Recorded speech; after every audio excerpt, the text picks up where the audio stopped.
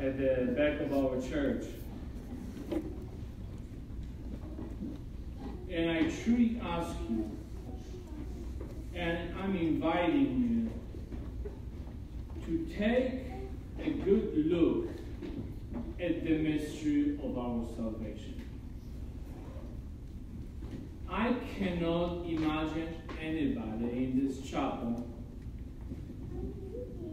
wanting really to experience the healing power of our risen Lord, but not going to confession, but not reconciling themselves with God in His church. That's why at St. Thomas More this Monday at 6 p.m. we're going to have a penance service. All 5 priests, I would say. I always invite priests whom I trust I would go myself. I do not get any Joe Schmo to mess around with my people's hearts and minds, because I've been working too hard to get you on the real boat to salvation. And I cannot imagine any one of you not taking this advantage, coming to confession this Monday. And great, since I became a citizen, I look at the civic calendar, and funny enough, it's a tax day. Just in case you're not paying, I'm going to report you.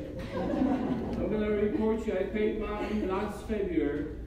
Very high taxes, I don't know how. I made so much money last year. I mean, too much. Crazy, I had to sign that check, I was shaking. It's like, oh my gosh. If you think you're a saint and you do not need to go to confession, let me take your blood. Let me take your blood, and we're going to venerate you as a saint next to John Paul II, the Great.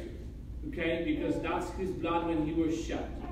So if you think that you do not have to go to confession because you're a saint, actually, I'm going to take the blood, like I said, and we're going to, maybe not over there, but maybe on this side, we're going to start venerating you and really start asking you for the intercession to our God on our behalf. If you think you do not need to go to confession, it's always your husband's fault or your wife's fault, maybe you should take a closer look at the pamphlet which we printed out there on the back table, and you will see where you stand and where you stand comparing yourself to the 10 Commandments. Just 10 Commandments. Nothing more, nothing less.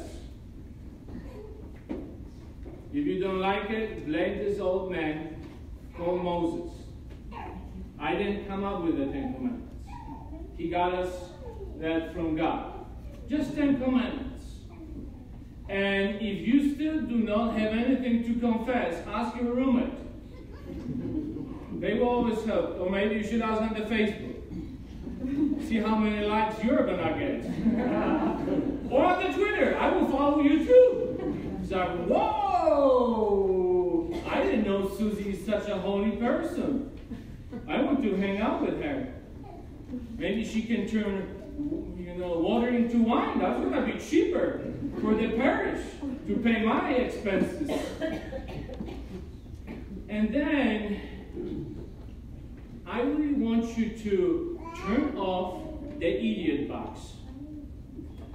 148 inches idiot box you use every single day because you don't want to miss out any fake news or any propaganda whatsoever, what Putin is saying or whatever.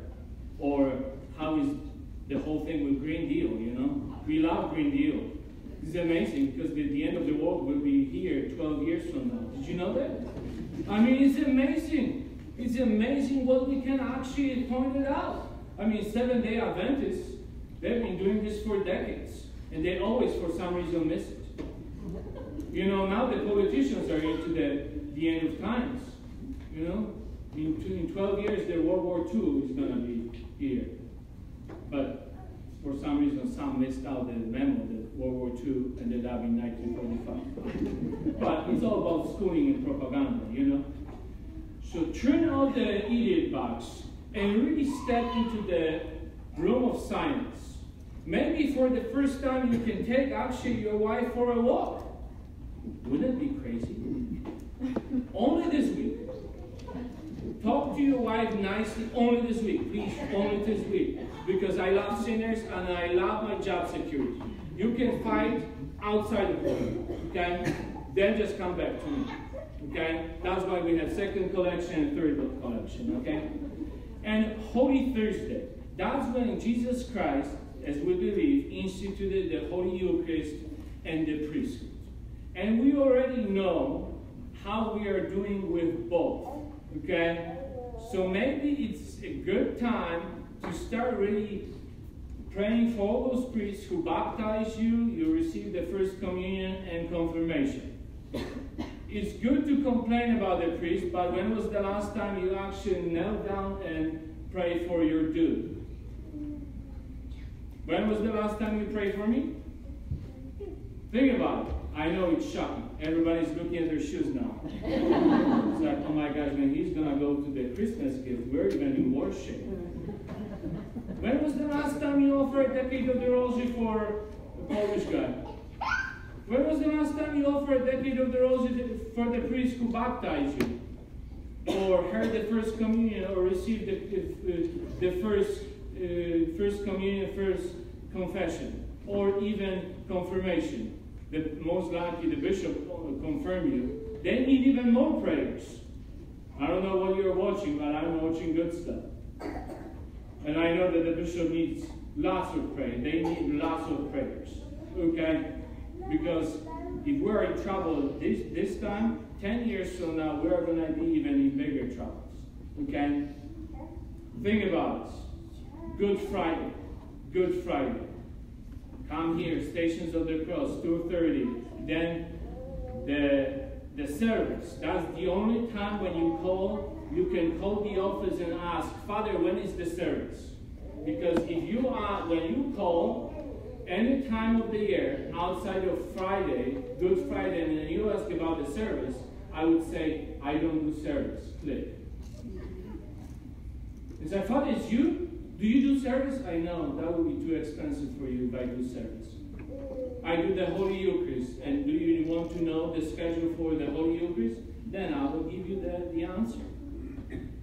Then Easter Vigil. Forget about the Easter Vigil, because we cannot sit more than an hour, okay? We all have OCDs, ADHD, okay?